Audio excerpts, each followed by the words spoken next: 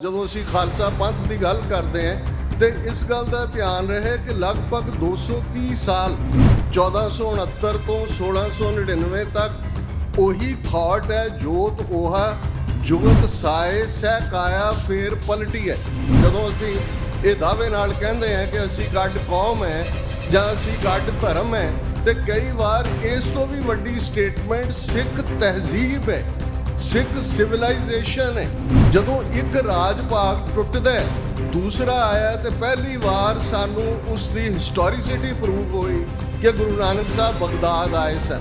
ਕਿ ਅੱਜ ਜਦੋਂ ਅਸੀਂ ਖਾਲਸਾ ਸਾਜਨਾ ਦਿਵਸ ਨੂੰ ਯਾਦ ਕਰ ਰਹੇ ਹਾਂ, ਕੱਲ 6-7 ਲੱਖ ਸਿੱਖ ਇਸ ਸ਼ਹਿਰ ਦੀਆਂ ਸੜਕਾਂ ਤੇ ਹੋਣਗੇ ਤੇ ਮੈਂ ਇੱਕ ਪੰਥਕ ਐਕਟਿਵਿਸਟ ਹੋਣ ਦੇ ਨਾਤੇ ਮੇਰਾ ਇਹ ਫਰਜ਼ ਹੈ ਕਿ ਜਿਹੜੀ ਚੀਜ਼ ਅੱਜ ਸਭ ਤੋਂ ਜ਼ਿਆਦਾ ਇਗਨੋਰ ਕੀਤੀ ਜਾ ਰਹੀ ਹੈ ਸਾਡੇ ਇੱਕ ਵੱਡੇ ਤਬਕੇ ਵੱਲੋਂ, ਜਿਸ ਸਾਡੀ ਪ੍ਰਚਾਰਕ ਸ਼੍ਰੇਣੀ ਵੀ ਸ਼ਾਮਲ ਹੈ, ਪੰਜਾਬ ਵਿਚਲੀਆਂ ਸਾਰੀਆਂ ਸਾਡੀਆਂ ਸਿਆਸੀ ਧਿਰਾਂ ਜਿਨ੍ਹਾਂ ਦੇ ਵਿੱਚ ਅਕਾਲੀ ਦਲ ਜਿਹੜਾ ਬਣਿਆ ਹੀ ਪੰਥ ਦੀ ਚੜ੍ਹਦੀ ਕਲਾ ਲਈ ਸੀ, ਪੰਥ ਦੀ ਕਿਸਮਤ ਘੜਨ ਲਈ ਸੀ, ਪੰਥ ਲਈ ਯੋਗ ਦੇਸ਼ ਕਾਲ ਦੀ ਘਾੜਨਾ ਤਾਂ ਕਿ ਖਾਲਸਾ ਜੀ ਕੇ ਬੋਲਬਾਲੇ ਹੋ ਸਕਣ। ਅੱਜ ਸਭ ਨੇ ਪਿੱਠ ਕੀਤੀ ਹੋਈ ਹੈ ਕਿ 1675 ਗੁਰੂ ਤੇਗ ਬਹਾਦਰ ਸਾਹਿਬ ਦੀ ਸ਼ਹਾਦਤ ਹੁੰਦੀ ਹੈ, ਸਭ ਨਿਸ਼ਾਨੀਆਂ ਮਿਟਾ ਦਿੱਤੀਆਂ ਜਾਂਦੀਆਂ ਨੇ। 108 ਸਾਲ ਬਾਅਦ ਜਦੋਂ ਦਿੱਲੀ ਲਿਬਰੇਟ ਹੁੰਦੀ ਹੈ ਉਦੋਂ ਮਜਨੂ ਕਾ ਟਿੱਲਾ ਉਸ ਥਾਂ ਤੇ ਖਾਲਸੇ ਦੇ ਜਥੇ ਫਿਰ ਮੂਵ ਕਰਕੇ ਜਾਂਦੇ ਨੇ ਔਰ ਇਸ ਗੱਲ ਦੀ ਭਾਲ ਸ਼ੁਰੂ ਹੁੰਦੀ ਹੈ ਕਿ ਕਿੱਥੇ ਉਹ ਇਤਿਹਾਸ ਹੈ, ਕਿੱਥੇ ਗੁਰੂ ਤੇਗ ਬਹਾਦਰ ਸਾਹਿਬ ਦੀ ਸ਼ਹਾਦਤ ਹੋਈ। ਇਸ ਦਿੱਲੀ ਦੇ ਆਰਡਰਸ ਦੇ ਥੱਲੇ ਸਾਡੇ ਗੁਰੂ ਸਾਹਿਬਾਨ ਦੀ ਸ਼ਹਾਦਤ ਹੋਈ, ਗੁਰੂ ਕੇ ਸਾਹਿਬਜ਼ਾਦਿਆਂ ਦੀਆਂ ਸ਼ਹਾਦਤਾਂ ਹੋਈਆਂ, ਹਜ਼ਾਰਾਂ ਸਿੰਘਾਂ ਦੀਆਂ ਸ਼ਹਾਦਤਾਂ ਹੋਈਆਂ। ਸਰਦਾਰ ਜੱਸਾ ਸਿੰਘ ਰਾਮਗੜੀਆ ਨੇ ਰੱਸਿਆਂ ਨਾਲ, ਚੇਨਜ਼ ਨਾਲ ਜਿਹੜਾ ਉਸ ਤਖਤ ਦਾ ਥੱਲੇ ਸਲੈਬ ਸੀ ਉਸ ਨੂੰ ਲਪੇਟਿਆ, ਘੜੀਸ ਕੇ ਦਿੱਲੀ ਤੋਂ ਅੰਮ੍ਰਿਤਸਰ ਤੱਕ ਲਿਆਂਦਾ ਤੇ ਜਿੱਥੇ ਬੁੰਗਾ ਰਾਮਗੜੀਆ ਉਹਦੇ ਥੱਲੇ ਰੱਖਿਆ ਦੱਸਣ ਦੇ ਲਈ ਕਿ ਅੱਜ ਦਿੱਲੀ ਸਾਡੀ ਪ੍ਰਿਜ਼ਨਰ ਹੈ, ਇਹ ਹੁਣ ਸਾਡੀ ਪ੍ਰਿਜ਼ਨਰ ਹੈ। ਇਸ ਦਿੱਲੀ ਤੋਂ ਹੀ ਜਿਹੜੇ ਨੇ ਉਹ ਆਰਡਰ ਨਿਕਲੇ ਸੀ ਜਿਹਨੇ ਖਾਲਸੇ ਦੇ ਖਿਲਾਫ ਪੂਰੀ ਇੱਕ ਸਦੀ ਕਿ ਹਰ ਨਾਨਕ ਪ੍ਰਸਤ ਨੂੰ ਮਾਰ ਮੁਕਾਓ। 1799 ਤੱਕ ਇੱਕ ਜਾਂ ਦੂਸਰੀ ਫੌਰਮ, ਉਹ ਮੁਗਲ ਹੋਣ, ਉਹ ਅਫਗਾਨ ਧਾੜਵੀ ਹੋਣ, ਛੋਟਾ ਘੱਲੂਕਾਰਾ, ਵੱਡਾ ਘੱਲੂਕਾਰਾ, ਇੱਕ ਸਦੀ ਖਾਲਸੇ ਨੇ ਘੋੜਿਆਂ ਦੀਆਂ ਕਾਠੀਆਂ ਨੂੰ ਆਪਣਾ ਘਰ ਬਣਾਇਆ, ਮੁੱਠੀ ਮੁੱਠੀ ਪਰ ਛੋਲਿਆਂ ਤੇ ਗੁਜ਼ਾਰਾ ਕੀਤਾ। ਪਰ ਉਹਨਾਂ ਨੂੰ ਇਹ ਸਬਕ ਕਦੇ ਨਹੀਂ ਸੀ ਭੁੱਲਿਆ ਕਿ ਹਮ ਪਾਤਸ਼ਾਹੀ ਸਤਿਗੁਰ ਦੇਈ, ਹੰਨੇ ਹੰਨੇ ਲਾਏ, ਜੈ ਜੈ ਬਹਿ ਜ਼ਮੀਨ ਮਲ ਤਹਿ ਤਹਿ ਤਖਤ ਬਣਾਏ। ਦਾਨਵ ਦੇਵ ਫਨਿੰਦ ਨਿਸਾਚਰ ਭੂਤ ਭਵਿਖ ਭਵਾਨ ਜਪੈਂਗੇ, जीव जितै जल में थल में, पल ही पल में सब थाप थपेंगे, पुन प्रतापन बाढ़ जैत तुन, पापन के बहु पुंज खपेंगे, साध समूह प्रसन्न फिरै जग, शत्र सबै अवलोक चपेंगे। वाहिगुरु जी का खालसा, वाहिगुरु जी की फतेह। साहिब श्री गुरु ग्रंथ साहिब जी की हजूरी में जुड़े बैठे सतगुरु जी का अपना आपा गुरु खालसा सत संगत जीओ, खालसा पंथ का ये जाओ जलाल जो अज सरी की धरती ते नज़र आ रहा है, लगभग 24 वरे पहला 1999 के 300 साला खालसा पंथ के साजना दिवस के मौके नगर कीर्तन शमूलीयत तो बाद इन्ने वरियां बाद आप सब दे दर्शनां दा सतगुरु ने सुभाग दिते। चार चफेरे फिजा दे विच खालसे दी चढ़दी कला, खालसा पंथ जिस प्रथाए जदों असी शब्द करिश्मा जां करामात इस्तेमाल करते हैं, बेशक भाई साहब जी ने बगदाद का ਵੇਰਵਾ ਦਿੰਦੇ ਆ ਜਿਸ ਦੀ ਟੈਸਟੀਮਨੀ ਭਾਈ ਗੁਰਦਾਸ ਜੀ ਨੇ ਦਿੱਤੀ ਹੈ, ਕਰਾਮਾਤ ਲਫ਼ਜ਼ ਦਾ ਜ਼ਿਕਰ ਕੀਤਾ। ਇਹ ਠੀਕ ਹੈ, ਅੱਡ ਅੱਡ ਸਕੂਲ ਆਫ ਥਾਟਸ ਦੇ ਵਿੱਚ ਉਹ ਸੈਮੈਟਿਕ ਧਰਮ ਹੋਣ, ਮਿਡਲ ਈਸਟ ਦੇ ਜੂਡਾਇਜ਼ਮ, ਕ੍ਰਿਸਚੀਅਨਿਟੀ, ਇਸਲਾਮ, ਜਾਂ ਸਾਡੇ ਖਿੱਤੇ ਦੇ ਧਰਮ ਹੋਣ, ਬ੍ਰਾਹਮਣ ਮਤ, ਬੁੱਧ, ਜੈਨ, ਇਹਨਾਂ ਸਭ ਦੇ ਵਿੱਚ ਕ੍ਰਿਸ਼ਮਾ, ਕਰਾਮਾਤ, ਮਿਰੈਕਲ ਇਹ ਆਪੋ ਆਪਣੇ ਢੰਗ ਨਾਲ ਬਿਆਨੇ ਹੋਏ ਨੇ। ਲੇਕਿਨ ਜੇ ਅੱਜ ਦੇ ਕੰਟੈਕਸਟ ਜਦੋਂ ਅਸੀਂ ਮਾਡਰਨ ਯੁੱਗ ਦੀ ਗੱਲ ਕਰਦੇ ਹਾਂ, 1699 'ਚ ਖਾਲਸਾ ਪੰਥ ਦੀ ਸਾਜਨਾ ਹੁੰਦੀ ਹੈ। ਆਲਰੇਡੀ ਦੁਨੀਆ ਮਿਡੀਏਵਲ ਪੀਰੀਅਡ 'ਚੋਂ ਨਿਕਲ ਕੇ ਮਾਡਰਨ ਈਰਾ ਜਾਂ ਜਿਹਨੂੰ ਸਾਇੰਟੀਫਿਕ ਯੁੱਗ ਕਹਿੰਦੇ ਨੇ, ਇਸ ਦੇ ਵਿੱਚ ਦਾਖਲ ਹੋ ਚੁੱਕੀ ਸੀ। ਤੇ ਜਿਹੜਾ ਕ੍ਰਿਸ਼ਮਾ ਦੁਨੀਆ ਨੇ ਦੇਖਿਆ, ਗੁਰੂ ਨਾਨਕ ਸਾਹਿਬ ਦਾ ਥਾਟ ਜਿਹੜਾ ਲਗਭਗ 555 ਸਾਲ ਪਹਿਲਾਂ ਪ੍ਰਕਾਸ਼ਮਾਨ ਹੁੰਦਾ ਹੈ, ਉਸ ਦੇ ਵਿੱਚ ਇੱਕ ਇਟਰਨਲ ਟਰੂਥ ਦੀ ਗੱਲ ਸੀ, ਉਸ ਰੱਬੀ ਸੱਚ ਦੀ ਗੱਲ ਸੀ, ਜਿਸ ਸੱਚ ਦੀ ਢੂੰਡ ਹਰ ਇਨਸਾਨ ਦੇ ਅੰਦਰ ਲਗਭਗ 8-9 ਹਜ਼ਾਰ ਸਾਲ ਦੀ ਇਨਸਾਨੀ ਤਾਰੀਖ ਹੈ।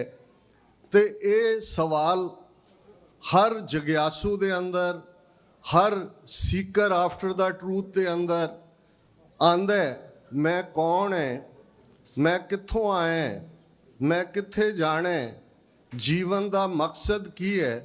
ਤੇ ਅਸਲ 'ਚ ਸਾਰੇ ਧਰਮ, ਸਾਰੇ ਸਕੂਲ ਆਫ ਥਾਟ ਇਸ ਸਵਾਲ ਦਾ ਜਵਾਬ ਹੀ ਨੇ। ਆਪੋ ਆਪਣੇ ਵਕਤ ਦੇ ਮੁਤਾਬਕ ਮੈਸੇਂਜਰਸ ਦੀ ਗੱਲ ਵੀ ਹੁੰਦੀ ਹੈ, ਰੱਬ ਦੇ ਪ੍ਰੋਫਿਟਸ ਦੀ ਗੱਲ ਵੀ ਹੁੰਦੀ ਹੈ, ਔਰ ਪੁਰਾਣਾਂ ਦੇ ਆਉਣ ਦੇ ਨਾਲ ਅਵਤਾਰਵਾਦ ਦਾ ਕਨਸੈਪਟ ਵੀ ਆਉਂਦਾ ਹੈ। ਰੱਬ ਦੀ ਇਨਕਾਰਨੇਸ਼ਨ ਦੀ ਗੱਲ ਹੁੰਦੀ ਹੈ, ਰੱਬ ਵਿਸ਼ਨੂੰ ਜੀ ਦੇ ਵਿੱਚ ਆ ਜਾਂਦਾ ਹੈ ਤੇ ਫਿਰ ਵਿਸ਼ਨੂੰ ਦੇ ਅਵਤਾਰਵਾਦ ਦੇ ਕਨਸੈਪਟ ਨੂੰ ਜਨਮ ਦਿੰਦੇ ਨੇ, ਜਿਸ ਦੇ ਉੱਤੇ ਉਸ ਪੁਰਾਣਿਕ ਹਿੰਦੂ ਧਰਮ ਦੇ ਉੱਤੇ ਹੀ ਅੱਜ ਦਾ ਜਿਹੜਾ ਹਿੰਦੂ ਪੋਲੀਟੀਕਲ ਥਾਟ ਹੈ, ਜਿਸ ਨੂੰ ਜ਼ਬਰਦਸਤੀ 1 ਬਿਲੀਅਨ 500 ਮਿਲੀਅਨ ਲੋਕਾਂ ਦੇ ਉੱਤੇ ਨਾਗਪੁਰ ਵਾਲੇ ਲਾਗੂ ਕਰਨਾ ਚਾਹੁੰਦੇ ਨੇ। ਇਹ ਵੀ ਪੁਰਾਣਿਕ ਹਿੰਦੂ ਧਰਮ ਹੀ ਹੈ, ਨਾ ਇਹ ਵੈਦਿਕ ਧਰਮ ਹੈ, ਨਾ ਇਹ ਵਿਦਾਂਤ ਤੇ ਆਧਾਰਿਤ ਹੈ, ਨਾ ਇਹ ਸ਼ਾਸਤਰਾਂ ਤੇ ਆਧਾਰਿਤ ਹੈ। ਹੁਣ ਲਗਭਗ 5.5 ਸਦੀਆਂ ਪਹਿਲਾਂ ਵੀ ਇਹੀ ਹਾਲਾਤ ਨੇ।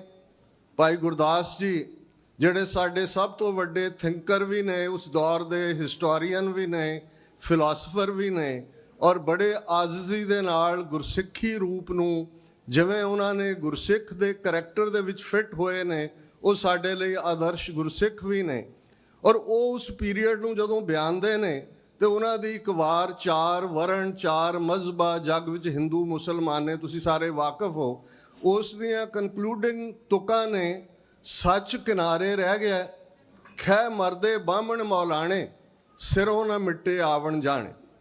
ਸੱਚ ਕੈਜੂਅਲਟੀ ਬਣ ਗਿਆ। ਬ੍ਰਾਹਮਣ ਉਸ ਈਸਟ ਦੇ ਧਰਮਾਂ ਦਾ ਇੰਟਰਪ੍ਰੇਟਰ ਹੈ, ਮੁੱਲਾ ਜਾਂ ਕਾਜ਼ੀ ਇਹ ਸੈਮੈਟਿਕ ਧਰਮਾਂ ਦਾ ਕਤੇਬ। ਜਦੋਂ ਲਫ਼ਜ਼ ਕਤੇਬ ਆਉਂਦਾ ਹੈ, ਕਤੇਬ ਕੱਲਾ ਕੁਰਾਨ ਸ਼ਰੀਫ ਤੱਕ ਮਹਿਦੂਦ ਨਹੀਂ ਹੈ, ਕਤੇਬ ਚਾਰੋਂ ਹੀ ਜਿਹੜੀਆਂ ਸੈਮੈਟਿਕ ਧਰਮਾਂ ਦੀਆਂ, ਉਹਦੇ 'ਚ ਜ਼ੋਰੇਬ ਹੈ, ਟੋਰ ਹੈ, ਕੁਰਾਨ ਹੈ, ਬਾਈਬਲ ਹੈ, ਇਹਨਾਂ ਚਾਰੋਂ ਜਿਹੜੇ ਕਿਤਾਬ ਵਾਲੇ ਜਿਨ੍ਹਾਂ ਨੂੰ ਕਹਿੰਦੇ ਨੇ, ਦਾ ਫਾਲੋਅਰਸ ਆਫ ਦਾ ਬੁੱਕ, ਉਹ ਕਤੇਬ ਨੂੰ ਫੋਲੋ ਕਰਦੇ ਨੇ।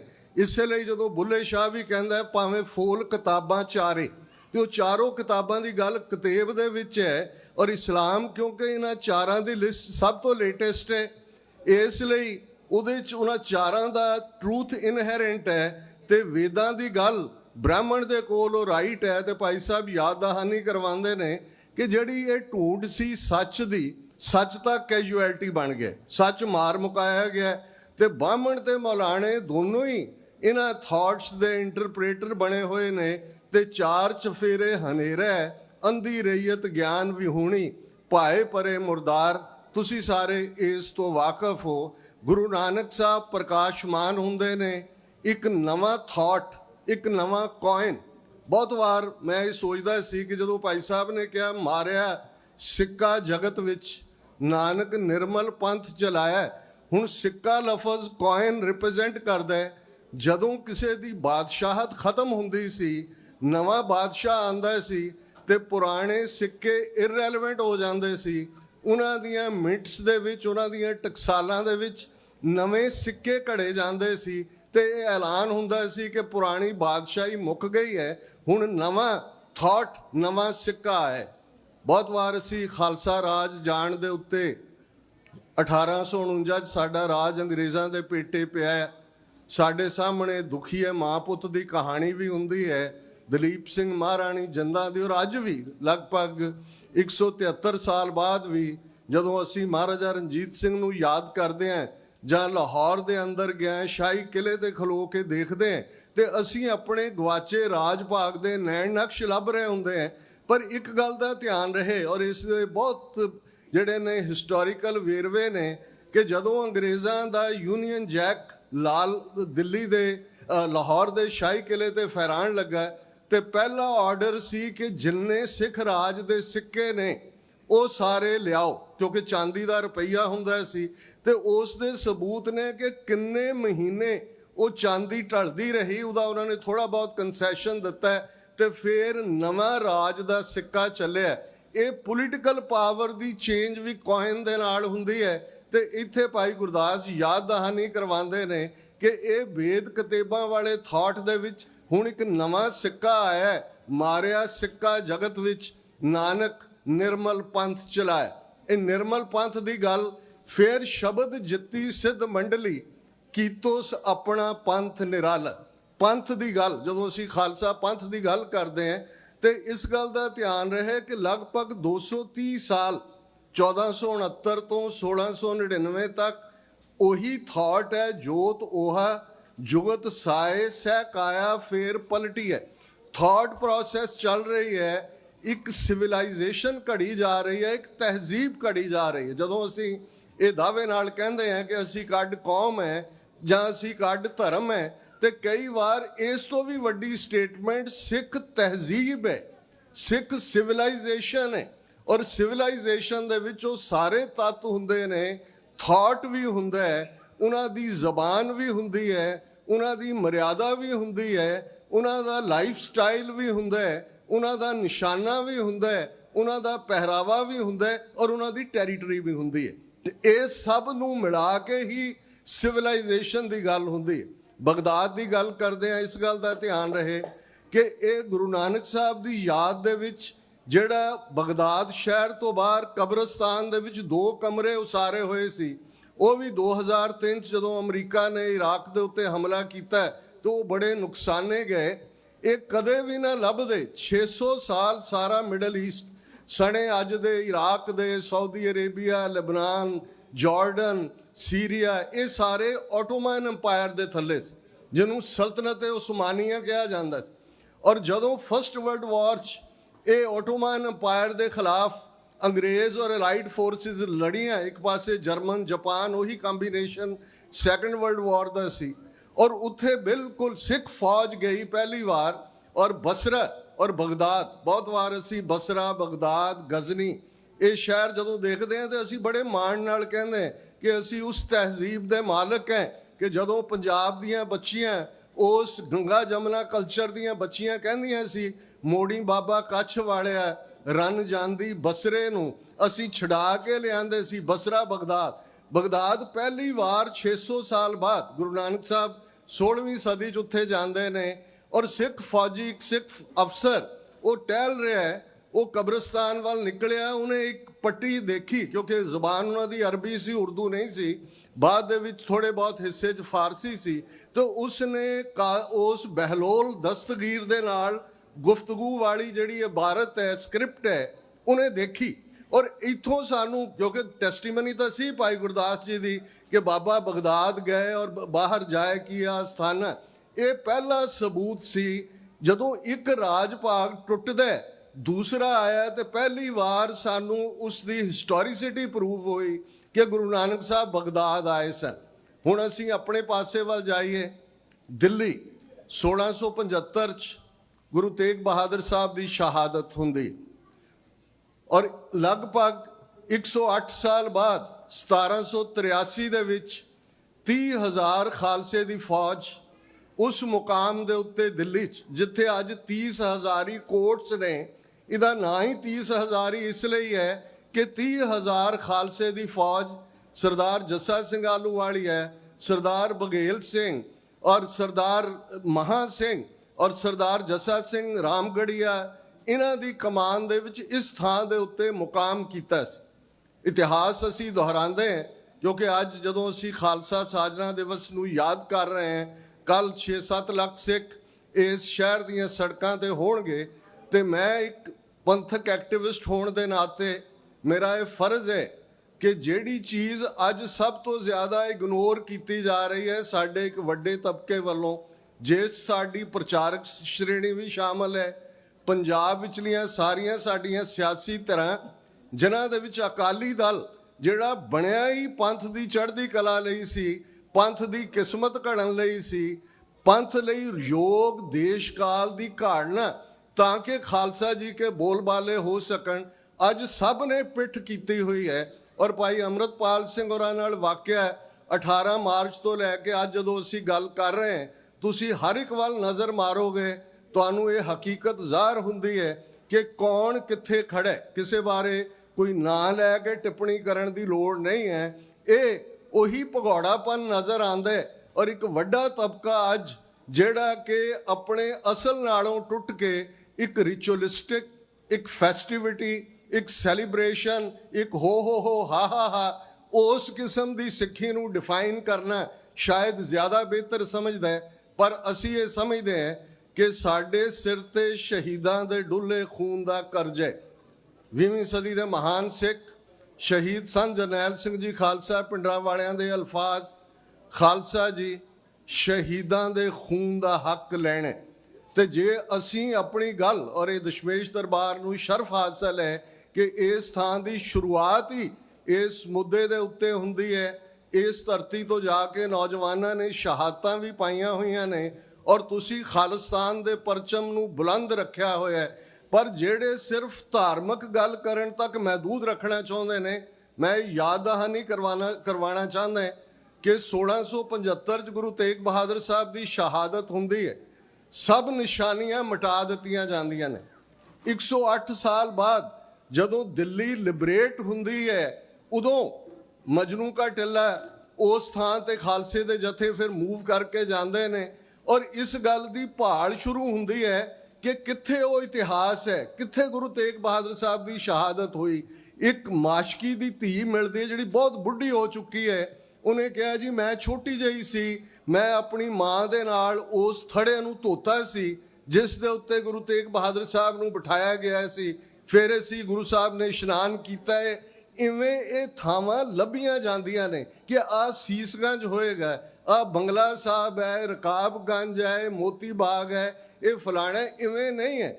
ਜੇ ਰਾਜ ਸ਼ਕਤੀ ਨਾ ਹੁੰਦੀ, ਅੱਜ ਵੀ ਜਦੋਂ ਤੁਸੀਂ ਦਰਬਾਰ ਸਾਹਿਬ ਦੇ ਦਰਸ਼ਨਾਂ ਨੂੰ ਜਾਂਦੇ ਹੋ, ਕਦੇ ਬੁੰਗਾ ਰਾਮਗੜੀਆ ਵੱਲ ਜਦੋਂ ਘੁੰਮੋ ਤੇ ਉਹ ਦੇਖੋ ਕਿ ਗੁਰੂ ਗ੍ਰੰਥ ਸਾਹਿਬ ਦੇ ਜਿੱਥੇ ਪ੍ਰਕਾਸ਼ ਹੈ ਉਸ ਦੇ ਥੱਲੇ ਉਹ ਸਿੱਲ ਹੈ ਉਸ ਦਿੱਲੀ ਦੇ ਤਖਤ ਦੀ, ਜਿਸ ਨੂੰ ਜਿਹੜਾ ਉਹ ਮੋਰ ਦੀ ਸ਼ਕਲ ਦਾ ਸੀ, ਤਖਤੇ ਤਾਊਸ ਕਹਿੰਦੇ ਸੀ।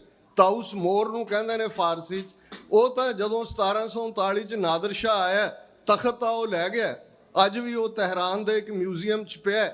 ਲੇਕਿਨ ਖਾਲਸੇ ਨੇ ਇਹ ਕਿ ਇਸ ਦਿੱਲੀ ਦੇ ਆਰਡਰਸ ਦੇ ਥੱਲੇ ਸਾਡੇ ਗੁਰੂ ਸਾਹਿਬਾਨ ਦੀ ਸ਼ਹਾਦਤ ਹੋਈ, ਗੁਰੂ ਕੇ ਸਾਹਿਬਜ਼ਾਦਿਆਂ ਦੀਆਂ ਸ਼ਹਾਦਤਾਂ ਹੋਈਆਂ, ਹਜ਼ਾਰਾਂ ਸਿੰਘਾਂ ਦੀਆਂ ਸ਼ਹਾਦਤਾਂ ਹੋਈਆਂ। ਸਰਦਾਰ ਜੱਸਾ ਸਿੰਘ ਰਾਮਗੜੀਆ ਨੇ ਰੱਸਿਆਂ ਨਾਲ, ਚੇਨਜ਼ ਨਾਲ ਜਿਹੜਾ ਉਸ ਤਖਤ ਦਾ ਥੱਲੇ ਸਲੈਬ ਸੀ ਉਸ ਨੂੰ ਲਪੇਟਿਆ, ਘੜੀਸ ਕੇ ਦਿੱਲੀ ਤੋਂ ਅੰਮ੍ਰਿਤਸਰ ਤੱਕ ਲਿਆਂਦਾ ਤੇ ਜਿੱਥੇ ਬੁੰਗਾ ਰਾਮਗੜੀਆ ਉਹਦੇ ਥੱਲੇ ਰੱਖਿਆ, ਦੱਸਣ ਦੇ ਲਈ ਕਿ ਅੱਜ ਦਿੱਲੀ ਸਾਡੀ ਪ੍ਰਿਜ਼ਨਰ ਹੈ, ਇਹ ਹੁਣ ਸਾਡੀ ਪ੍ਰਿਜ਼ਨਰ ਹੈ। ਇਸ ਦਿੱਲੀ ਤੋਂ ਹੀ ਜਿਹੜੇ ਨੇ ਉਹ ਆਰਡਰ ਨਿਕਲੇ ਸੀ ਜਿਹਨੇ ਖਾਲਸੇ ਦੇ ਖਿਲਾਫ ਪੂਰੀ ਇੱਕ ਸਦੀ ਕਿ ਹਰ ਨਾਨਕ ਪ੍ਰਸਤ ਨੂੰ ਮਾਰ ਮੁਕਾਓ। 1710 ਦੇ ਵਿੱਚ ਜਿਹੜਾ ਆਰਡਰ ਬਹਾਦਰ ਸ਼ਾਹ ਨੇ ਕੱਢਿਆ ਸੀ ਕਿ ਹਰ ਨਾਨਕ ਪ੍ਰਸਤ ਨੂੰ ਮਾਰ ਮੁਕਾਓ, 1799 ਤੱਕ ਇੱਕ ਜਾਂ ਦੂਸਰੀ ਫਾਰਮ 'ਚ, ਉਹ ਮੁਗਲ ਹੋਣ, ਉਹ ਅਫਗਾਨ ਧਾੜਵੀ ਹੋਣ, ਛੋਟਾ ਘੱਲੂਕਾਰਾ, ਵੱਡਾ ਘੱਲੂਕਾਰਾ, ਇੱਕ ਸਦੀ ਖਾਲਸੇ ਨੇ ਘੋੜਿਆਂ ਦੀਆਂ ਕਾਠੀਆਂ ਨੂੰ ਆਪਣਾ ਘਰ ਬਣਾਇਆ, ਮੁੱਠੀ ਮੁੱਠੀ ਪਰ ਛੋਲਿਆਂ ਤੇ ਗੁਜ਼ਾਰਾ ਕੀਤਾ।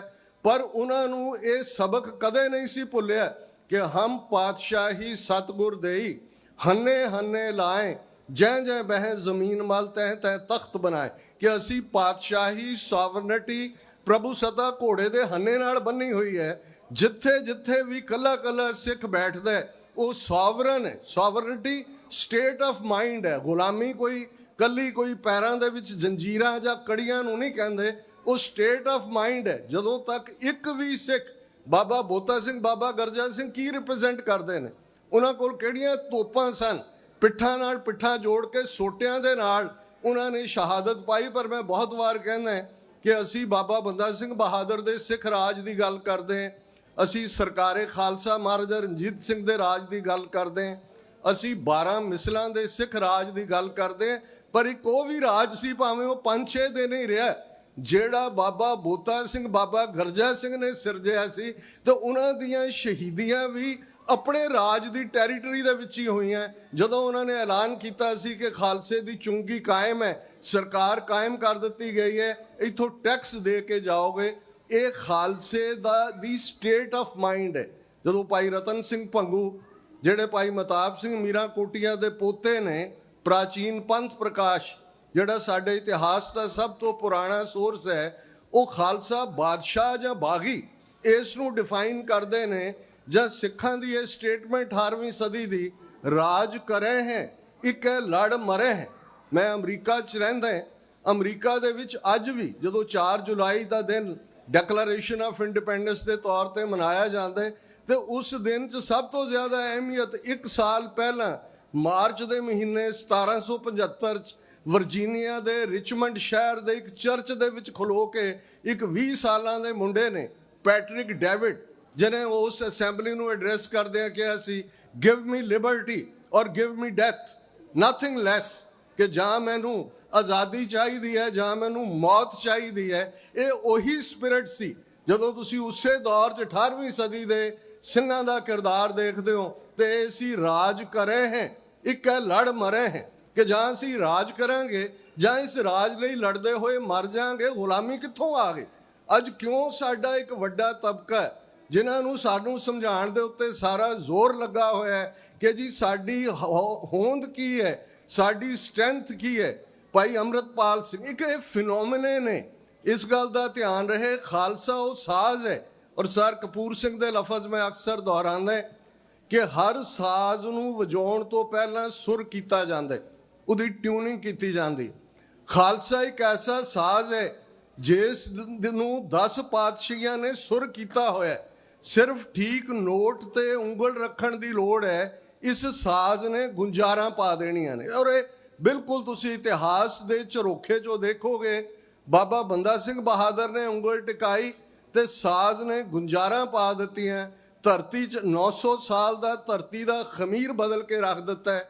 ਉਸ ਧਰਤੀ 'ਚ ਜਿੱਥੇ ਦੇ ਇਹ ਬ੍ਰਾਹਮਣਵਾਦੀਆਂ ਨੇ ਤਾਂ ਇਹ ਸ਼ਲੋਕ ਘੜਿਆ ਹੋਇਆ ਸੀ, ਦਿੱਲੀਸ਼ਵਰੋ ਈਸ਼ਵਰੋ, ਕਿ ਦਿੱਲੀ ਦਾ ਬਾਦਸ਼ਾਹ ਹੀ ਰੱਬ ਹੈ। ਇਹ ਉੱਥੇ ਗੁਰੂ ਨਾਨਕ ਦੀ ਆਵਾਜ਼, ਸਿੱਖ ਫਲਸਫੇ ਦੀ ਆਵਾਜ਼ ਸੀ, ਤਖਤ ਬਹਿ ਤਖਤੈ ਕੇ ਲਾਇਕ, ਕਿ ਇੱਥੇ ਉਹੀ ਬੈਠੇਗਾ ਜਿਹੜਾ ਇਹ ਹੱਕਦਾਰ ਹੋਏਗਾ ਇਸ ਦਾ। ਇਸੇ ਹੀ ਗੁਰੂ ਦੀ ਧਰਤੀ ਤੋਂ ਆਵਾਜ਼ ਗੂੰਜੀ, ਰਾਜੇ ਸ਼ੀ ਮੁਕੱਦਮ ਕੁੱਤੇ, ਜਾਏ ਜਗਾਇਨ ਬੈਠੇ ਸੁੱਤੇ, ਚਾਕਰ ਨਹਿੰਦਾ ਪਾਇਨ ਕਾਓ, ਰਤ ਪਿਤ ਕੁੱਤਿਓ ਚੱਟ ਜਾਓ। ਵੰਗਾਰ ਸਿੱਖੀ 'ਚੋਂ ਜੇ ਵੰਗਾਰ ਕੱਢ ਦਿਓ ਤੇ ਫਿਰ ਬਾਕੀ ਮਤਲਬ ਵੀ ਕੀ ਰਹਿ ਜਾਂਦਾ ਹੈ? ਬਾਕੀ ਤਾਂ ਸਾਰੇ ਹੀ ਧਰਮਾਂ ਵਾਲੇ, ਸਰਬੱਤ ਦਾ ਭਲਾ, ਦੂਸਰੇ ਇਸ ਕਿਸਮ ਦੇ ਸਾਰਿਆਂ ਦੇ ਹੀ ਲਗਭਗ ਥੋੜ੍ਹਾ ਬਹੁਤ। ਇੱਥੇ ਤੁਸੀਂ ਕੰਪੈਰੇਟਿਵ ਰਿਲੀਜਨਸ ਦੀ ਕਲਾਸ ਜਾਓ, ਇੰਟਰਫੇਥ ਜਾਓ, ਸਾਰੇ ਹੀ ਆਪੋ ਆਪਣਾ ਫਲਸਫਾ ਦਿੰਦੇ ਨੇ। ਪਰ ਇਹ ਖਾਲਸੇ ਦੇ ਹਿੱਸੇ ਆਇਆ ਕਿ ਅਸੀਂ ਇਹਨਾਂ 324 ਵਰਿਆਂ ਦੇ ਵਿੱਚ 4 ਪਾਤਸ਼ਾਹੀਆਂ ਨੂੰ ਲਲਕਾਰਿਆ। 3 ਦੀ ਤਾਂ ਅਸੀਂ ਸਫ ਬਲੇਟੀ ਹੈ, ਮੁਗਲਿਆ ਸਾਮਰਾਜ ਦੀ ਦਰਾ ਖੈਬਰ ਪਾਰ ਦੇ ਧਾੜਵੀਆਂ ਨੂੰ ਜਮਰੌਦ ਦੇ ਪਾਰ ਧੱਕਿਆ, ਬ੍ਰਿਟਿਸ਼ ਕਲੋਨੀਅਲਸ ਨੂੰ ਉੱਥੋਂ ਬਿਸਤਰਾ ਗੋਲ ਕਰਕੇ ਭੱਜਣ ਤੇ ਮਜਬੂਰ ਕੀਤਾ। ਔਰ ਅੱਜ ਪਿਛਲੇ 75 ਸਾਲ ਤੋਂ ਜਿਨ੍ਹਾਂ ਦੇ ਹੱਥ 'ਚ ਪਾਵਰ ਆਈ ਹੈ, ਜਿਹੜੇ ਮੁਗਲਾਂ ਤੋਂ ਵੱਧ ਜ਼ਾਲਮ ਨੇ, ਅੰਗਰੇਜ਼ਾਂ ਤੋਂ ਜ਼ਿਆਦਾ ਚਲਾਕ ਨੇ, ਔਰ ਚਾਣਕਿਆ ਦੇ ਚਾਰੋਂ ਹਥਿਆਰ ਸਾਮ ਦਾਮ ਦੰਡ ਭੇਦ ਬੜੀ ਬੇਸ਼ਰਮੀ ਦੇ ਨਾਲ ਵਰਤ ਰਹੇ ਨੇ। ਅੱਜ ਸਾਡੇ ਸਾਹਮਣੇ ਸਭ ਤੋਂ ਵੱਡਾ ਚੈਲੰਜ ਹੈ। ਡਾਇਸਪੋਰਾ ਸਿੱਖ ਸਾਡੀ ਮੂਵਮੈਂਟ ਦੀ ਬੈਕਬੋਨ ਨੇ। ਔਰ ਮੈਂ ਕਨਕਲੂਜਨ 'ਚ ਜ਼ਰੂਰ ਰਿਮਾਈਂਡ ਕਰਵਾਉਣਾ ਚਾਹੁੰਦਾ, ਬਹੁਤ ਵਾਰ ਕੁਝ ਸਾਡੇ ਵੀਰ ਭੈਣਾਂ ਕਹਿਣਗੇ ਕਿ ਜੀ ਕੋਈ ਖਾਲਿਸਤਾਨ ਦੇ ਨਾਅਰੇ ਲਾਉਣ ਨਾਲ ਤਾਂ ਖਾਲਿਸਤਾਨ ਨਹੀਂ ਬਣ ਜਾਣਾ, ਚਲੋ ਇਹਨੂੰ ਦਲੀਲ ਦੀ ਖਾਤਰ ਵੀ ਲੈ ਲਓ। ਜੇ ਇਹ ਇੰਨੇ ਹੀ ਬੇਮਤਲਬ ਹੋਣ ਤਾਂ ਭਾਰਤੀ ਹਕੂਮਤ ਕੈਨੇਡੀਅਨ ਗਵਰਨਮੈਂਟ ਨੂੰ ਰਿਪੀਟਡ ਰਿਕੁਐਸਟ ਕਿਉਂ ਕਰਦੀ ਰਹੀ ਹੈ ਕਿ ਜੀ ਇਹ ਬੰਦ ਕਰਾਓ? ਇਹ ਤੁਹਾਡੇ ਫਲੋਟਸ ਦੇ ਉੱਤੇ ਸ਼ਹੀਦਾਂ ਦੀਆਂ ਫੋਟੋਆਂ ਲੱਗੀਆਂ ਹੁੰਦੀਆਂ ਨੇ, ਜਿਨ੍ਹਾਂ ਨੂੰ ਅਸੀਂ ਅੱਤਵਾਦੀ, ਅਲਗਾਵਵਾਦੀ, ਉਗਰਵਾਦੀ, ਪਤਾ ਨਹੀਂ ਕੀ ਵਾਦੀ ਬਣਾਇਆ ਹੋਇਆ। ਜੇ ਦੁਸ਼ਮਣ ਨੂੰ ਤਕਲੀਫ ਹੈ ਤੇ ਜ਼ਾਹਰ ਹੈ ਕਿ ਜਦੋਂ ਤੱਕ ਇੱਕ ਸਿੱਖ ਵੀ ਇਸ ਪਲੈਨਟ ਦੇ ਉੱਤੇ ਜਿਉਂਦਾ ਤੇ ਉਹ ਬਾਹ ਖੜੀ ਕਰਕੇ ਖਾਲਿਸਤਾਨ ਜ਼ਿੰਦਾਬਾਦ ਕਹਿੰਦੇ, ਖਾਲਿਸਤਾਨ ਦੀ ਮੂਵਮੈਂਟ ਅਲਾਈਵ ਹੈ। ਅੱਜ 5 ਮਿਲੀਅਨ ਸਿੱਖ ਡਾਇਸਪੋਰਾ ਉਸਨੇ ਉਹ ਤਾਕਤ ਦਿੱਤੀ ਹੈ। 13 ਮਹੀਨੇ ਚੱਲੀ ਕਿਸਾਨ ਮੂਵਮੈਂਟ ਕਿਵੇਂ ਜਿੱਤੀ ਗਈ, ਸਾਨੂੰ ਪਤਾ ਹੋਏ ਨਾ ਹੋਏ, ਸਾਡੇ ਦੁਸ਼ਮਣ ਨੂੰ ਬਹੁਤ ਚੰਗੀ ਤਰ੍ਹਾਂ ਪਤਾ ਹੈ। ਗੁਰੂ ਨਾਨਕ ਸਾਹਿਬ ਦੇ ਪ੍ਰਕਾਸ਼ ਪੁਰਬ ਮੌਕੇ ਹੀ ਉਹ 3 ਖੇਤੀ ਕਾਨੂੰਨ ਵਾਪਸ ਲੈਣ ਦਾ ਮੋਦੀ ਨੇ ਫੈਸਲਾ ਕੀਤਾ ਸੀ। ਪਰ ਜੋ ਕੁਝ 18 ਮਾਰਚ ਤੋਂ ਵਾਪਰ ਰਿਹਾ ਹੈ, ਇਸ ਦੀ ਇਬਾਰਤ, ਇਸ ਦੀ ਸਕ੍ਰਿਪਟ ਵੀ ਲਿਖਣੀ ਉਹਨਾਂ ਨੇ ਸ਼ੁਰੂ ਕਰ ਦਿੱਤੀ ਸੀ। ਉਹਨਾਂ ਨੂੰ ਨਜ਼ਰ ਆ ਗਿਆ ਕਿ ਜੇ ਹਿੰਦੂਤਵਾ ਦਾ ਰੱਥ ਕਿਸੇ ਨੇ ਰੋਕਿਆ ਤੇ ਪੰਜਾਬ ਦੀ ਧਰਤੀ ਤੇ ਇਸ ਸਿੱਖ ਕੌਮ ਨੇ ਰੋਕਿਆ। ਸਿੱਖ ਕੌਮ ਨੂੰ ਸਬਕ ਸਿਖਾਉਣ ਦੀ ਲਾਈਨ ਦੇ ਥੱਲੇ ਜੋ ਅੱਜ ਵਾਪਰ ਰਿਹਾ, ਇਹ ਅਫਸੋਸ ਦੀ ਗੱਲ ਹੈ ਕਿ ਅੱਜ ਸਾਨੂੰ ਮਾਰਨ ਦੇ ਲਈ ਤਾਂ ਕੋਈ ਹਿੰਦੂ ਤਵੀ, ਕੋਈ ਨਾਗਪੁਰੀ ਹੈ, ਕੋਈ ਪੁਰਾਣਿਕ ਹਿੰਦੂ ਹੈ, ਕੋਈ ਆਰੀਆ ਸਮਾਜੀ ਹੈ, ਕੋਈ ਬ੍ਰਹਮੋ ਸਮਾਜ ਹੈ, ਕੋਈ ਦੇਵ ਸਮਾਜ ਹੈ, ਕੋਈ ਵੀ ਸਮਾਜ ਨਹੀਂ ਹੈ। ਉਹ ਤਾਂ ਸਾਰੇ ਇਕੱਠੇ ਨੇ।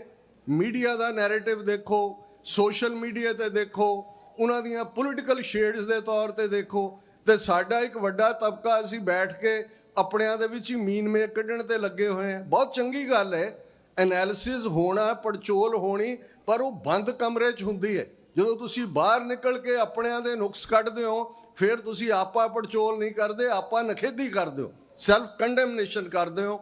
ਮੈਂ ਸਮਝਦਾ ਹਾਂ ਕਿ ਸਰੀ ਦਾ ਕੱਲ੍ਹ ਦਾ ਇਹ ਵਿਸ਼ਾਲ ਨਗਰ ਕੀਰਤਨ ਇੱਕ ਮੈਸੇਜ ਜਾਣਾ ਚਾਹੀਦਾ ਭਾਰਤੀ ਹਾਕਮਾਂ ਨੂੰ ਵੀ, ਦੇਸ਼ ਵਿਦੇਸ਼ ਦੇ ਉਹਨਾਂ ਦੇ ਦੁਮਛੱਲਿਆਂ ਨੂੰ ਵੀ, ਇੱਥੋਂ ਦੇ ਹਾਈ ਕਮਿਸ਼ਨਸ, ਕੌਂਸੂਲੇਟ ਜਿਨ੍ਹਾਂ ਨੇ ਬੜੀਆਂ ਕੰਸਪੀਰੇਸੀਜ਼ ਕੀਤੀਆਂ ਸਿੱਖਾਂ ਨੂੰ ਬਦਨਾਮ ਕਰਨ ਲਈ। ਏਅਰ ਇੰਡੀਆ ਸਭ ਤੋਂ ਵੱਡੀ ਕੰਸਪੀਰੇਸੀ ਸੀ, ਉਹਨਾਂ ਦਾ ਮਾਸਟਰਮਾਈਂਡ ਸੀ, ਉਹਨਾਂ ਦੀ ਇੰਟੈਲੀਜੈਂਸ ਬਿਊਰੋ ਦਾ, ਉਹਨਾਂ ਦੀ ਰਾਹ ਦਾ। ਅੱਜ ਵੀ ਉਹ ਖੇਡਾਂ ਖੇਡੀਆਂ ਜਾ ਰਹੀਆਂ। ਅੱਜ ਜਿੱਥੇ ਵੀ ਕਿਤੇ ਖਾਲਿਸਤਾਨ ਰੈਫਰੈਂਡਮ ਦੀ ਗੱਲ ਹੁੰਦੀ ਹੈ, ਅਚਾਨਕ ਮੰਦਰ ਵੀ ਅਕਸ਼ਧਾਮ ਵਾਲੇ ਲੱਭਦੇ ਨੇ, ਜਿਨ੍ਹਾਂ ਨਾਲ ਇਹਨਾਂ ਦਾ ਕੋਈ ਸੰਬੰਧ ਨਹੀਂ ਹੈ। ਤੁਸੀਂ ਕਦੇ ਅਕਸ਼ਧਾਮ ਵਰਸਸ ਹਿੰਦੂਤਵਾ ਦੇਖੋ, ਤੁਹਾਨੂੰ ਸਮਝ ਆਏਗੀ ਉਹ ਕਿਉਂ ਹੈ, ਕੌਣ ਇਸ ਨੂੰ ਕਰ ਰਿਹਾ ਹੈ। ਕਿਉਂਕਿ ਇੱਕ ਗਿਣੀ ਮਿੱਥੀ ਸਾਜ਼ਿਸ਼ ਦੇ ਤਹਿਤ ਉਹ ਖਾਲਿਸਤਾਨ ਦੀ ਮੂਵਮੈਂਟ ਜਿਹੜੀ ਸੱਚ, ਹੱਕ, ਇਨਸਾਫ ਤੇ ਆਧਾਰਿਤ ਹੈ, ਜਿਹੜੇ ਯੂਨਾਈਟਿਡ ਨੇਸ਼ਨਸ ਦੇ ਪੈਰਾਮੀਟਰ ਨੇ, ਇੰਟਰਨੈਸ਼ਨਲ ਲਾਅ ਦੇ ਪੈਰਾਮੀਟਰ ਨੇ, ਈਵਨ ਹਥਿਆਰਬੰਦ ਸੰਘਰਸ਼, ਸਾਡੇ ਕਈ ਭਗੌੜੇ ਹੋ ਜਾਂਦੇ ਨੇ। ਬਹੁਤਿਆਂ ਨੂੰ ਸ਼ਾਇਦ ਇਸ ਗੱਲ ਦਾ ਇਲਮ ਨਹੀਂ ਹੈ ਕਿ ਜਦੋਂ UN charter of human rights ਲਿਖਿਆ ਗਿਆ, ਉਸ ਦਾ ਇੱਕ ਪ੍ਰੀਐਂਬਲ ਹੈ, ਇੱਕ ਭੂਮਿਕ ਹੈ, ਤੇ ਉਸਦੇ ਪ੍ਰੀਐਂਬਲ ਦੇ ਲਫ਼ਜ਼ ਨੇ, if A man is not to be compelled as a last resort to rebellion, his human rights must be protected by the rule of the law।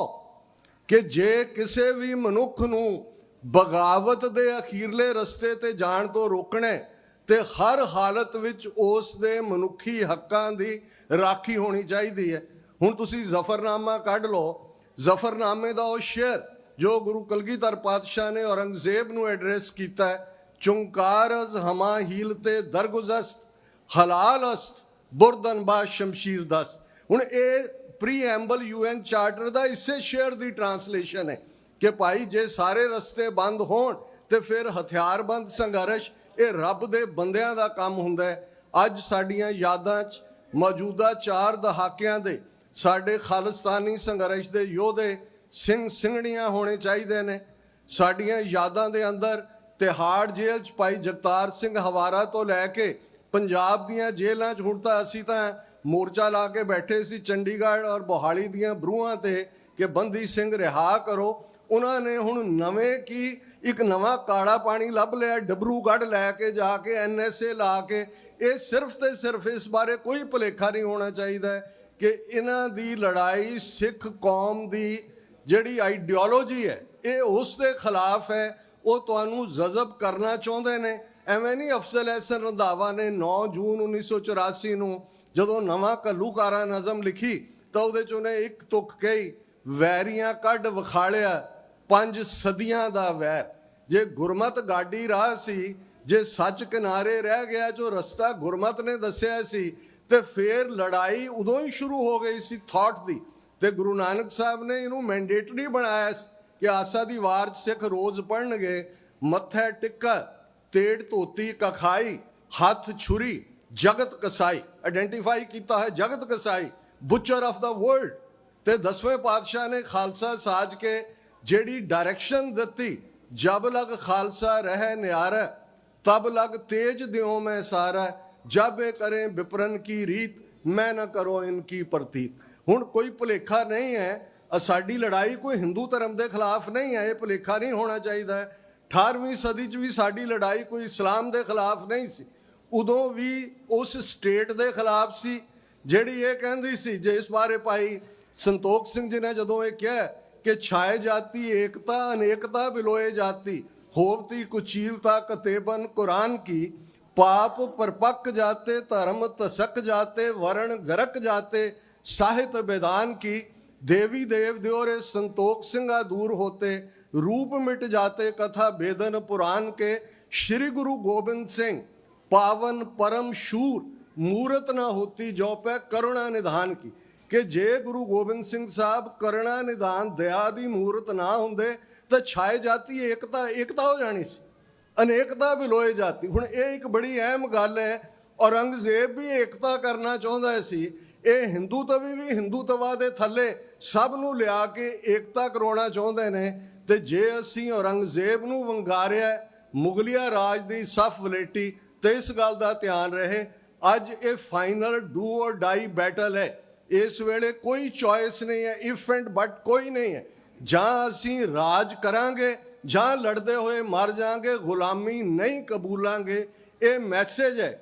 ਉਹੀ ਥਾਟ ਜੋ ਬਾਬਾ ਬੰਦਾ ਸਿੰਘ ਬਹਾਦਰ ਤੋਂ ਲੈ ਕੇ ਸੰਤ ਜਰਨੈਲ ਸਿੰਘ ਖਾਲਸਾ ਪਿੰਡਾਂ ਵਾਲੇ ਔਰ ਅਜੋਕੇ ਦੌਰ, ਸਾਨੂੰ ਤਾਂ 40-40 ਸਾਲ ਹੋ ਗਏ, ਸ਼ਾਇਦ ਸਾਡਾ ਡਿਸਕਨੈਕਟ ਹੈ ਕਰੰਟ ਜਨਰੇਸ਼ਨ ਦੇ ਨਾਲ। ਦੀਪ ਸਿੱਧੂ ਸੀਨ ਦੇ ਉੱਤੇ ਆਂਦਾ ਹੈ, ਸਿੱਧੂ ਮੂਸੇਵਾਲਾ ਪੰਜਾਬ ਦੀ ਅਣਖ ਦਾ ਵਾਰਿਸ ਬਣ ਕੇ ਇੱਕ ਗੀਤਕਾਰ ਨਿਕਲਦਾ ਹੈ। ਜਾਂ ਅੱਜ ਭਾਈ ਅੰਮ੍ਰਿਤਪਾਲ ਸਿੰਘ, ਉਹ ਜਿਹੜਾ ਸਿਰਲੱਥ ਗੱਭਰੂ ਵਾਂਗ ਜਿਹਦਾ ਬੋਲ ਹੀ ਵੰਗਾਰ ਹੈ, ਜਿਹੜੀ ਪੰਜਾਬ ਦੀ ਧਰਤੀ ਦੀ ਵੰਗਾਰ ਹੈ। ਵੰਗਾਰ ਤੋਂ ਬਿਨਾਂ ਉੱਥੇ ਕੁਛ ਨਹੀਂ ਹੈ। 5-6 ਹਜ਼ਾਰ ਸਾਲ ਇੰਡਸ ਵੈਲੀ ਸਿਵਲਾਈਜੇਸ਼ਨ ਉੱਥੇ ਸੀ। ਜੇ ਉਹਦਾ ਖਮੀਰ ਬਦਲਿਆ ਤੇ ਵੰਗਾਰ ਨੇ ਬਦਲਿਆ, ਤਾਂ ਸਾਡੇ ਬਾਬੇ ਨੇ ਹੀ ਵੰਗਾਰ ਦਿੱਤੀ। ਸੱਚ ਕੀ ਬਾਣੀ ਨਾਨਕ ਆਖੈ, ਸੱਚ ਸੁਣਾਏ ਸੀ ਸੱਚ ਕੀ ਬੇਲਾ। ਇਹ ਮੈਸੇਜ ਕੱਲ੍ਹ ਦੇ ਨਗਰ ਕੀਰਤਨ 'ਚੋਂ ਜਾਣਾ ਚਾਹੀਦਾ ਹੈ ਕਿ ਸਮੁੱਚਾ ਡਾਇਸਪੋਰਾ ਸਿੱਖ ਪੰਥ, 6-7 ਲੱਖ ਸਿੱਖ ਇਸ ਧਰਤੀ ਦੇ, ਪੰਜਾਬ ਦੀ ਧਰਤੀ ਦੇ ਉਹਨਾਂ ਜਾਈਆਂ ਦੇ ਨਾਲ ਖੜੇ ਨੇ ਜਿਹੜੇ ਅਣਖ ਦੇ ਨਾਲ ਵੰਗਾਰ ਰਹੇ ਨੇ, ਜਿਹੜੇ ਦਰਿਆਏ ਜਮਨਾ ਤੋਂ ਵਾਘਾ ਤੱਕ independent sovereign nation Khalistan liberate ਕਰਾਉਣ ਲਈ ਵਚਨਬੱਧ ਨੇ, ਜਿਨ੍ਹਾਂ ਨੇ ਇਹ ਪ੍ਰਣ ਲਿਆ ਹੋਇਆ ਕਿ ਇਸ ਧਰਤੀ ਦੇ ਉੱਤੇ ਅਸੀਂ ਸੱਚ, ਹੱਕ, ਇਨਸਾਫ ਦਾ ਰਾਜ ਸਿਰਜਣਾ ਹੈ। ਕਨਕਲੂਜਨ ਦੇ ਵਿੱਚ 5 ਬੁਲੰਦ ਨਾਅਰੇ, ਮੈਂ ਜਿਵੇਂ ਪਹਿਲਾਂ ਕਿਹਾ ਕਿ ਇਹ ਨਾਅਰੇ ਆਪਣੇ ਆਪ ਵਿੱਚ ਤੁਹਾਡੀ ਕੌਮੀ ਐਸਪੀਰੇਸ਼ਨ ਦਾ ਪ੍ਰਤੀਕ ਹੁੰਦੇ ਨੇ। ਜਦੋਂ ਅਸੀਂ ਅਕਾਲ ਤਖਤ ਵੱਲ ਦੇਖਦੇ ਤੇ ਉਹ ਅਕਾਲ ਤਖਤ ਦਿੱਲੀ ਤਖਤ ਤੋਂ 2 ਫੁੱਟ ਉੱਚਾ, ਔਰ ਉਸ ਅਕਾਲ ਤਖਤ ਦੇ ਉੱਤੇ ਪਹਿਲੀ ਵਾਰ ਜਿਹੜੀ ਭਾਈ ਨੱਥਾ ਤੇ ਅਬਦੁੱਲਾ 2 ਢਾਡੀਆਂ ਨੇ ਲਾਈ ਸੀ, ਉਸ 2 ਤਲਵਾਰੀ ਬੱਧੀਆਂ, ਇੱਕ ਮੀਰੀ ਦੀ, ਇੱਕ ਪੀਰੀ ਦੀ, ਇੱਕ ਅਜ਼ਮਤ ਦੀ, ਇੱਕ ਰਾਜ ਦੀ, ਇੱਕ ਰਾਖੀ ਕਰੇ ਵਜ਼ੀਰ ਦੀ, ਪੱਗ ਤੇਰੀ ਕੀ ਜਹਾਂਗੀਰ ਦੀ। ਜਦੋਂ ਅਸੀਂ ਅਕਾਲ ਤਖਤ ਵੱਲ ਧਿਆਨ ਧਰਦੇ ਹਾਂ ਤੇ ਫਿਰ ਗੁਰੂ ਹਰਗੋਬਿੰਦ ਸਾਹਿਬ ਦਾ ਉਹ ਤਖਤ, ਥਰੋਨ ਆਫ ਦਾ ਇਮੋਰਟਲ, ਜਿਹੜਾ ਮੌਤ ਦੇ ਦਾਇਰੇ 'ਚ ਨਹੀਂ ਆਉਂਦਾ।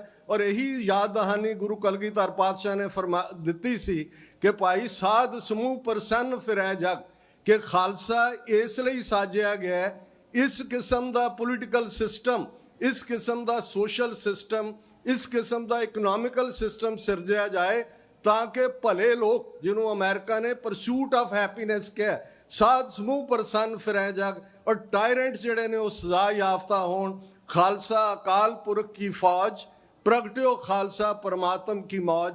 ਖਾਲਸੇ ਦੇ ਜ਼ਿੰਮੇ ਫਰਜ਼ ਹੈ, ਖਾਲਸਾ ਸੋਏ ਜੋ ਨਿਰਧਨ ਕੋ ਪਾਲੇ, ਖਾਲਸਾ ਸੋਏ ਜੋ ਦੁਸ਼ਟ ਕੋ ਗਾਲੇ। ਉਸ ਅਕਾਲ ਤਖਤ ਵੱਲ ਧਿਆਨ ਧਰ ਕੇ ਅੱਜ ਉਹਦਾ ਜਥੇਦਾਰ ਐਕਟਿੰਗ ਹੈ, ਕੱਲ੍ਹ ਵਾਲੇ ਨੇ ਕੀ ਐਕਟਿੰਗ ਕੀਤੀ ਸੀ, ਇਹਦਾ ਕੋਈ ਮਤਲਬ ਨਹੀਂ ਹੈ। ਸਾਡੇ ਸਾਹਮਣੇ ਅਕਾਲ ਤਖਤ ਦੀ ਸਪਿਰਿਟ ਹੈ। ਉਸੇ ਹੀ ਅਕਾਲ ਤਖਤ ਤੇ 26 ਜਨਵਰੀ 1986 ਦੇ ਸਰਬੱਤ ਖਾਲਸਾ ਨੇ 5 ਮੈਂਬਰੀ ਪੰਥਕ ਕਮੇਟੀ ਬਣਾਈ ਸੀ। ਉਸੇ ਹੀ 5 ਮੈਂਬਰੀ ਪੰਥਕ ਕਮੇਟੀ ਨੇ 29 ਅਪ੍ਰੈਲ 1986 ਨੂੰ ਖਾਲਿਸਤਾਨ ਦਾ ਐਲਾਨਨਾਮਾ ਜਾਰੀ ਕਰਕੇ ਖਾਲਸੇ ਦਾ ਰਾਜਸੀ ਨਿਸ਼ਾਨਾ ਮਿਥਿਆ ਹੋਇਆ। ਆਓ 5 ਬੁਲੰਦ ਨਾਅਰੇ ਇਸ ਧਰਤੀ ਤੋਂ ਇਹਨਾਂ ਸਾਰੇ ਟੌਂਟ ਬਟੌਂਟਾਂ ਤੱਕ ਔਰ ਦਿੱਲੀ ਦਰਬਾਰ ਤੱਕ ਪਹੁੰਚਣ। ਅਕਾਲ ਤਖਤ ਤੋਂ ਆਈ ਆਵਾਜ਼, ਅਕਾਲ ਤਖਤ ਤੋਂ ਆਈ ਆਵਾਜ਼, ਅਕਾਲ ਤਖਤ ਤੋਂ ਆਈ ਆਵਾਜ਼, ਅਕਾਲ ਤਖਤ ਤੋਂ ਆਈ ਆਵਾਜ਼, ਅਕਾਲ ਤਖਤ ਤੋਂ ਆਈ ਆਵਾਜ਼। ਕਿਸੇ ਵੀ ਭੁੱਲ ਚੁੱਕ ਲਈ ਮਾਫੀ। ਵਾਹਿਗੁਰੂ ਜੀ ਕਾ ਖਾਲਸਾ, ਵਾਹਿਗੁਰੂ ਜੀ ਕੀ ਫਤਿਹ।